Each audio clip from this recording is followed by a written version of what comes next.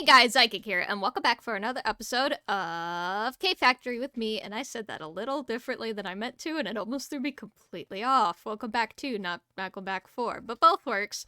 Anyway, so for y'all, this is like normal time. Upload a week after the thing is always on Thursdays. You know, the normal stuff. For me, it's been about 3 weeks since the last time I recorded. But I have the work to prove that I have been doing things for those 3 weeks. So first things first, we're just gonna focus on one little tiny thing at a time. First things first. So for our magic quest, we're so close to doing it, and technically the last episode is we finished blood magic, which kinda, we set up the quest for it, and I went ahead and just completely duplicated all of these. You see that they're going. All of these crystal clusters. I got 4 of each because it goes quicker. As you can see, they're just popping off crazy.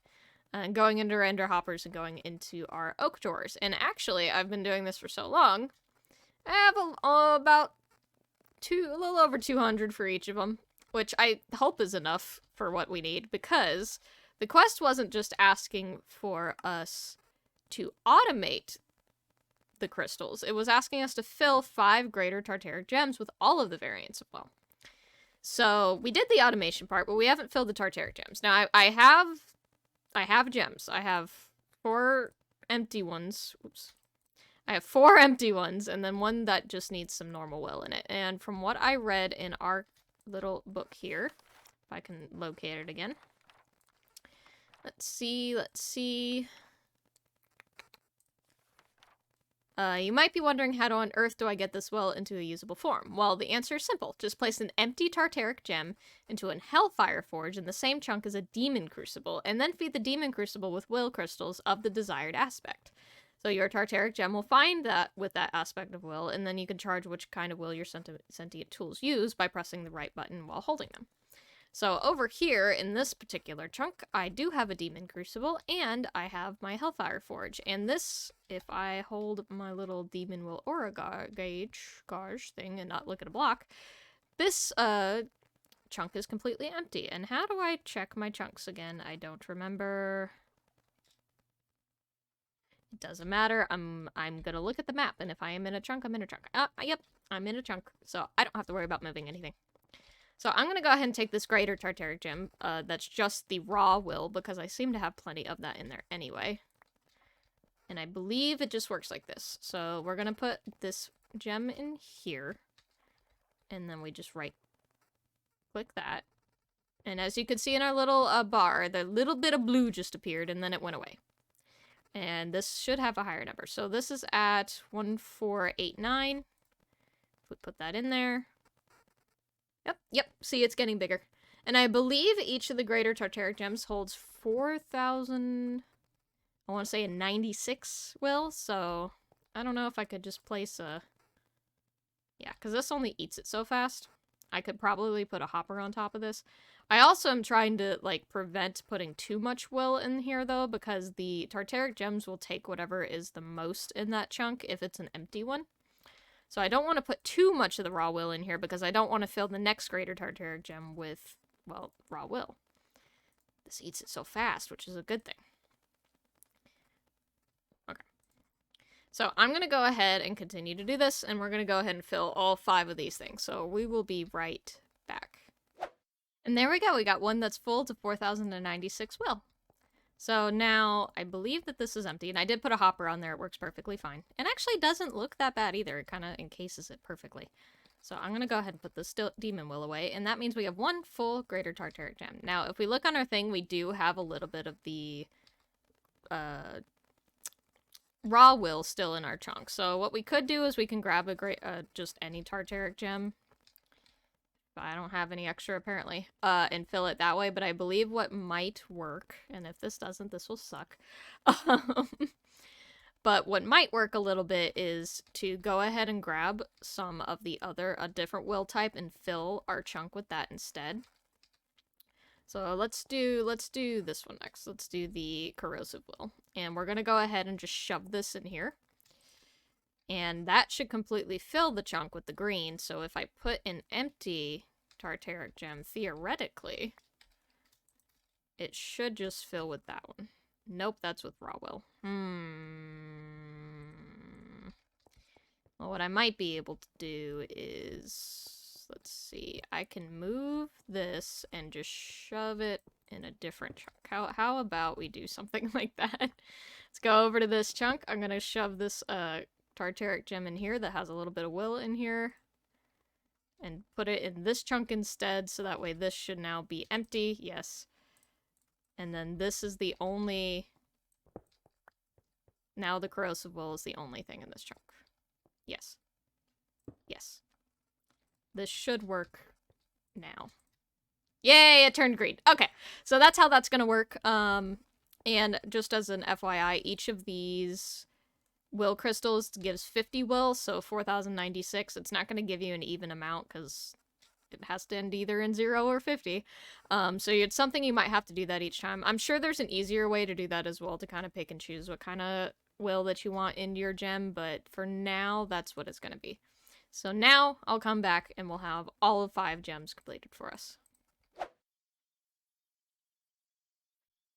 And there we go. We got all 5 of the Tartaric gems, and I also made a discovery along the way. So, as I showed you guys, I was emptying this particular chunk of the certain types of demonic will by just like putting it in a different gem and then putting the demon crucible over here. And then I got stuck because I would throw, like, so I did it with the corrosive will and I threw it in here and it was empty, but there was new will in here. I think I threw in the destructive will and it wasn't taking it. And I was like, okay, this might be a problem because I don't want to make any more of these. They're not exactly the easiest thing in the world and they take a lot of time. I don't want to do it. So I was trying to figure out, I was doing a bunch of like looking up online, going through my book. I'm like, how do I just want it to take the will. How do I make it back to raw will? And I discovered it by accident because I was just kind of like throwing things around in my inventory, right-clicking stuff, punching, you know. And I accidentally turned 2 into corrosive will, and I'm like, how the heck did I do that? If you ever want to change it back into raw will, or just change any of them, as long as you have a different gem that's empty, if you just go ahead and hold a full, or just anything that has some will in it and right-click it, it'll automatically turn whatever your empty gem is into that, because it'll also be filling it with that. And then you can just either completely fill it and just trade which gem that you're using, or just right-click the other one and it'll put it back in the original one. So I had to do that each time to get the raw will, but that means I didn't have to waste any time getting the Tartaric gems, because this took me 20 minutes when it probably should have only taken me 10 at most. So, but we did it, and we can mark that one as complete, because we have filled 5 greater Tartaric gems with all variants of will. Check mark. Yay! So that means for this particular questline, the magic questline, we only have 1 quest left, which is the Automate Runes production from Botania. But little did y'all know, I did that too! I'm actually just gonna go ahead and place these in here, because I don't think I'm gonna need these again. The Greater Tartaric Gems are really good for if you're using, like, the Living, I believe it's called Living Armor or something like that. Or a bunch of different tools that you can use that are from Blood Magic. I personally don't plan on really using any of those. I like the tools that I have, and they work well for me. But if y'all are ever interested, that's how you get at least this far. And maybe in the future we'll explore that in a different pack, but not for this one. But before I get to the Botania stuff, I cannot avoid 2 things any longer. One is and I keep forgetting to bring this up, and I've actually had this for a while, and I just always forget that I have it. I can fly. I got a trinket not too long ago that's Creative Flight. It's called Magical Feathers, and I don't remember when or how I got it. I believe it's because of the next thing I'm going to tell you. But I got Creative Flight, which is super helpful and has been helpful for a couple things that I've been doing. So I've been in building and lights and everything like that. The other trinket I got was slowly repair held items, which it is extremely slow, but I do AFK a lot on the server, so all it does is if you have an item in your hand, and then also in your offhand, but it'll always prioritize whatever's in your hand, it'll slowly build up the durability. As you can see, my hammer's slowly going up. It's not quick, and especially because I have also upgraded my hammer and my pickaxe. I completely forgot. I brought it up to Manulin. I was running low on cobalt. I've started my nether generator thing again, but also have it automatically deleting the other things that was filling up my system. But I have cobalt coming in along with netherite, and I've been combining them so I can get a stronger hammer and pickaxe because I've been mining so much. I don't have to use it as much because I was absolutely blowing through my cobalt. So having it where the Manulin does a lot more stuff, this has been great.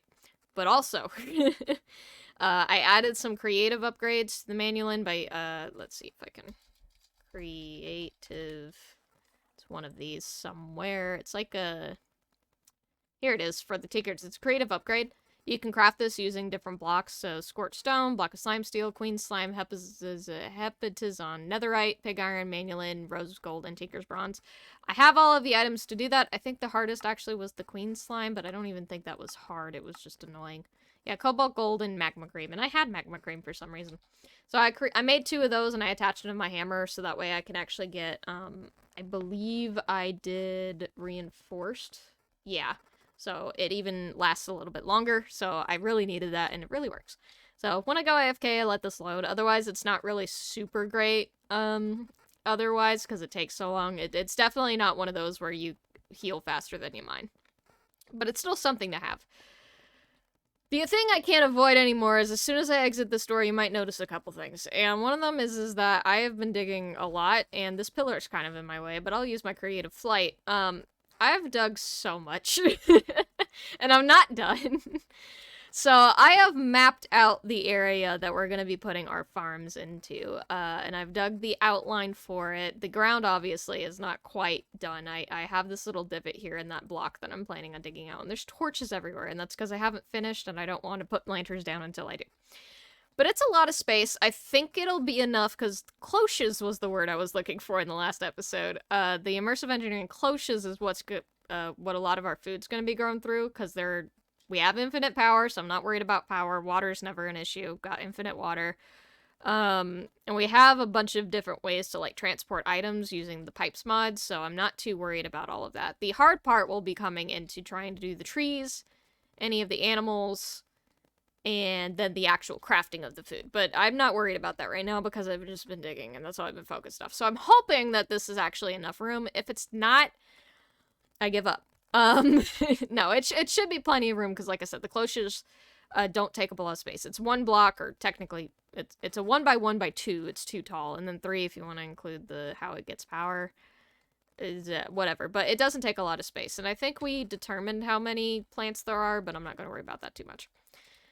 But yeah, so I've been digging a lot, hence the hammer. The other thing you might notice, too, and it's very subtle, so if you don't notice it, that's okay, but you might see that the tops of the walls are now shadow, instead of being absolutely bright freaking lit.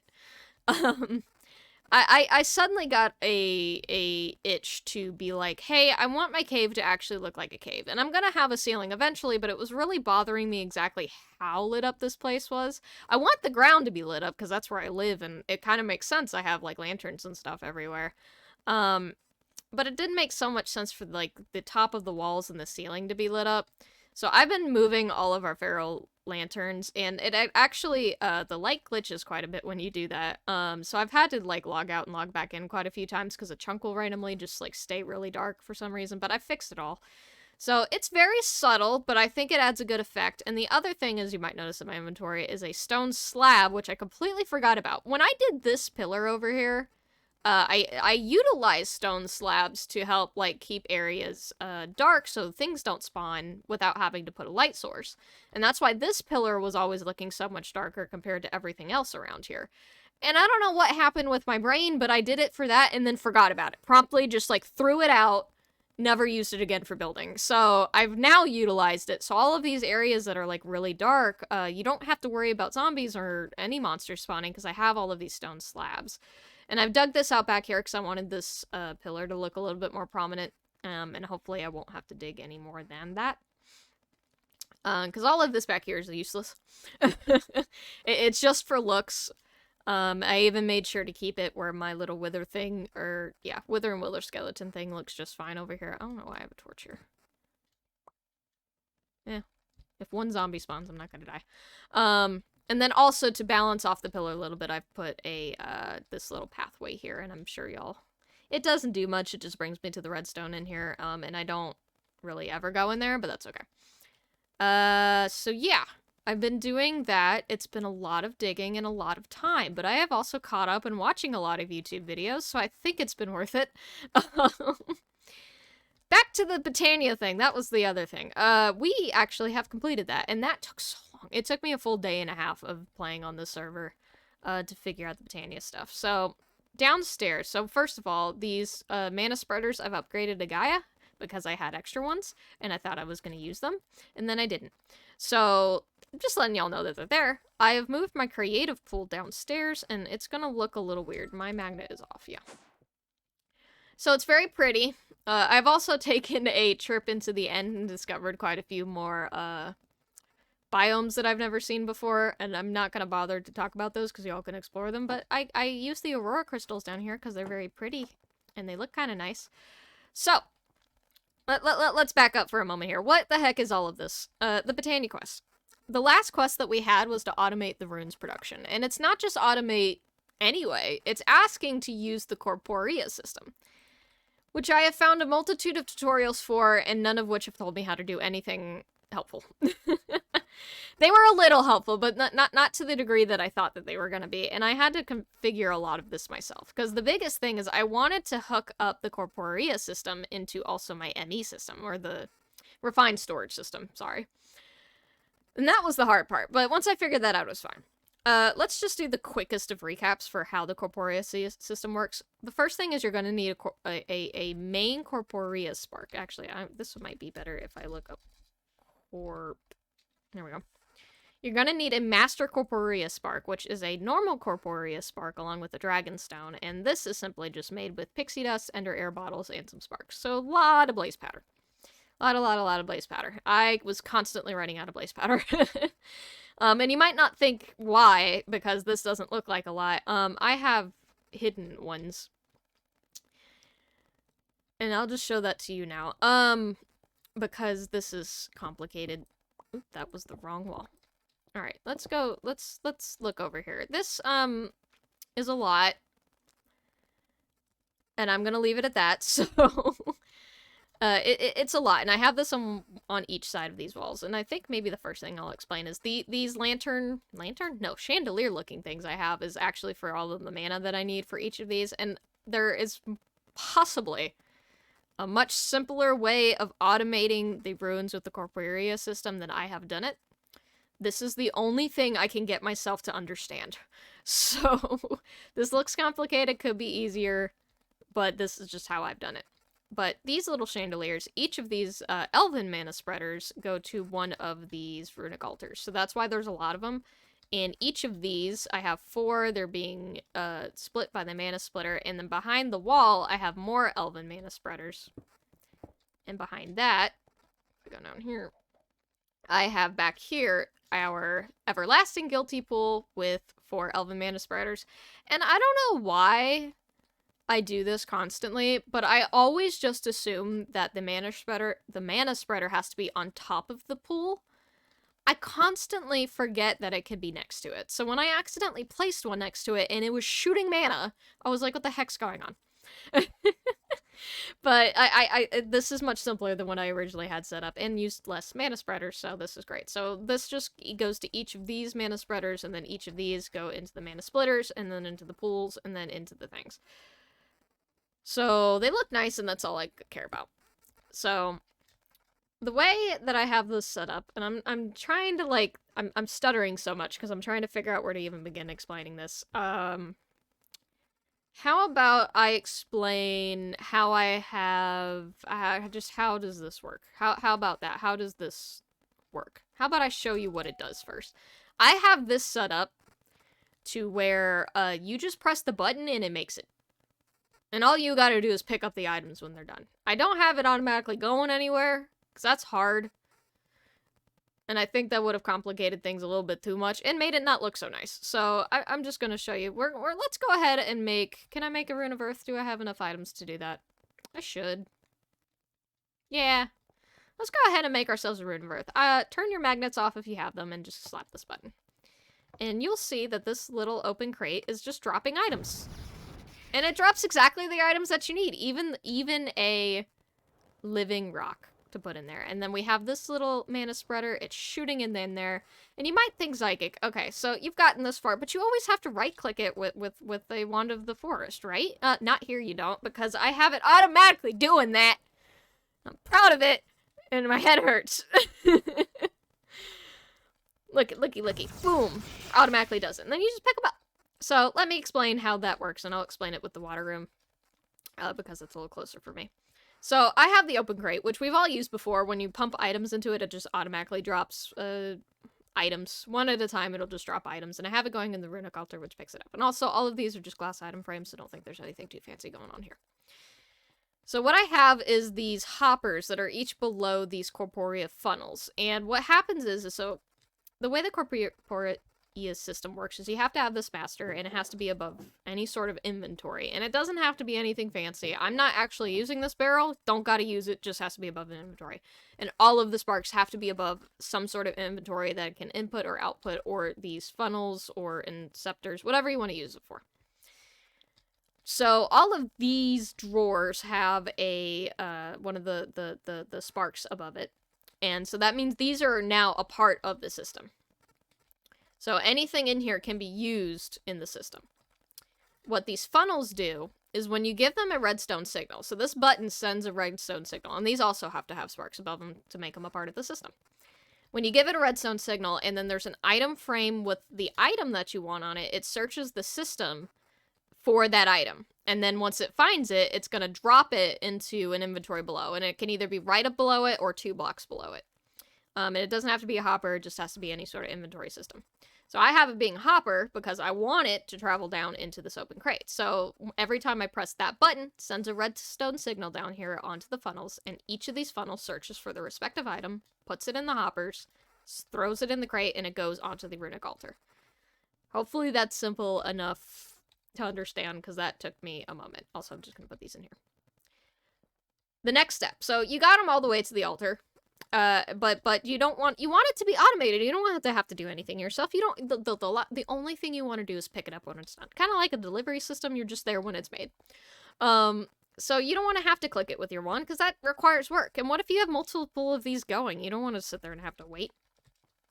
So I have, and I forget who I saw do this, but I believe a lot of people have done this. I've seen it in a couple different tutorials. So what you're going to need is right below your runic altar, and I believe it can happen around it as well, but below your runic altar, you're going to need a dispenser with a wand of the forest in it.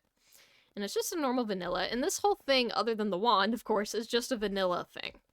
So the runic altar actually outputs a redstone signal, or you can use a redstone comparator, and when it's empty, it doesn't do anything, but once it gets full of stuff, it does 1, and then when it finishes, so it completely is done crafting, it'll output 2.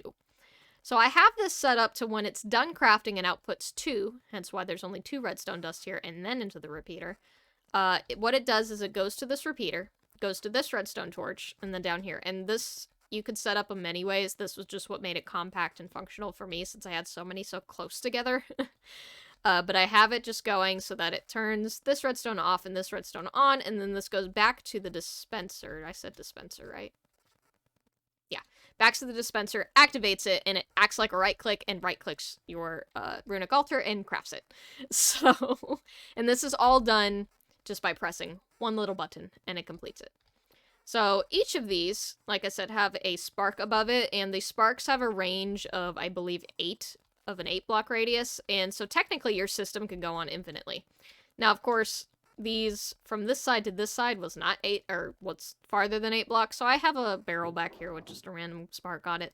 Like I said, you don't even have to use it, or you can, doesn't really matter, but as long as it's connected. So all of these are connected and all of them function. I've tested all of them.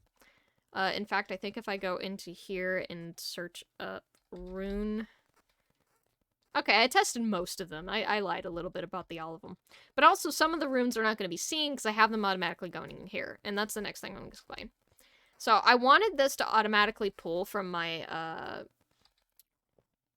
refined storage system because I didn't want to have to come back here and fill it constantly. So, anytime I throw anything into this crafting grid, it's going to automatically put them in here. And each of these drawers, if I back up a second, I have a storage downgrade in. So what it's going to do is it limits the drawers to a single stack. So that way, like, if I have more than a stack of, like, let's say bone meal, I think I have a good bit of bone meal, it doesn't take all of it, because the unfortunate thing is this doesn't run backwards. So, like, I just searched rune. I can see all of my runes except for water, earth, fire, and air, spring, autumn, summer, winter because I don't have a stack of each of those. And I don't know if you can limit the drawers even further than that. I believe it's minimum a stack. So for those particular runes and maybe a couple of these items, like I don't have a stack of feathers, I would have to come back here and just take it from this system, but it's not hard. It acts like a normal drawer. You just got to be mindful of that.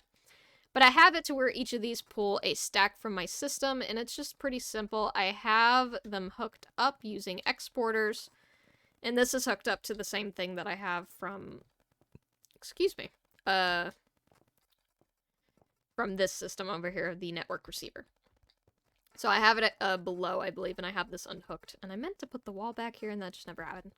And it's fine.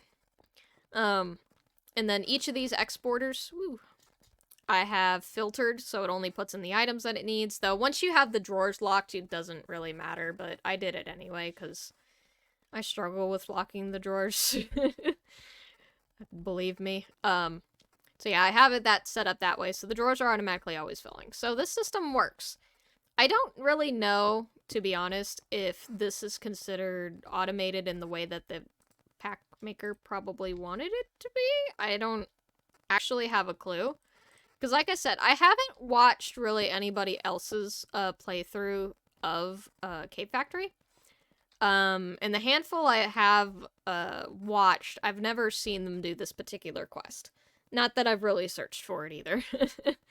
So I'm really not sure how else anybody else did this. I couldn't find any tutorials directly from just Botania of how to do something like this.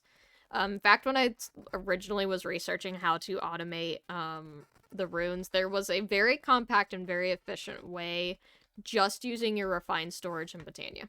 And that's what I was going to do until I remembered that I have to use this system, so... but this works just fine. The only thing, like I said, is you do have to hit the buttons every time that you want one, but I do like this because it prevents waste. Because that's always been my gripe with a lot of automated things, is like, I don't need 6 billion of anything, I just want what I need. It's nice to have things ready when you need it, but not that much. It just seems like a lot, so... But I'm really proud of this. Like I said, this took me like 2 days, so... But yeah, so I'm gonna go ahead and mark that quest as complete. And that also completes our magic chapter. I am very proud of us for this one, and I hope that this was really helpful for those particular quests, because I learned a lot. I never would have used the Corporeus system if it wasn't for this mod pack. And I'm gonna be honest, I probably won't use it again. It wasn't really something that I personally found very helpful for what I needed, but if you're in a pack that doesn't have, like, refined storage or any other type of systems, I believe this can be a lot. Very helpful, because there is also things like, the crystal cube can tell you, like, how many you have of a certain item in your system, and I believe that's also how you can pull from one thing for your system. The retainer, like, remembers, like, a redstone signal. I don't remember what the interceptor does. But it's a very simple system. So if it's the only system you have available for you, and you're just using chests and barrels in vanilla Minecraft otherwise, I think it can be utilized very well. And I'm sure that there's a lot of automation that you can get out of it once you mess around with it a lot more. I just don't personally have the patience for that, especially if I figured out what I needed for this, and that's all I cared about. But anyway, I think we're at the end of this episode. I've been recording for 50 minutes, and somehow I'm supposed to get this down to 20 minutes, so we'll see if I make that happen. And I have a little bit more to talk about, I believe, but we'll do that in a different episode. We'll do that in the next one. So, we've completed magic. I think we only have the one more in storage, and I'm going to ignore that. So the next episode, I believe we're going to start on our food quest, or we can hop over into the challenge quest. I do have a little bit to talk about with the challenge quest, so I'm a little excited about that one.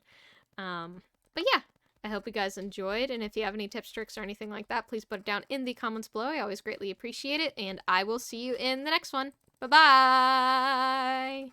Yee!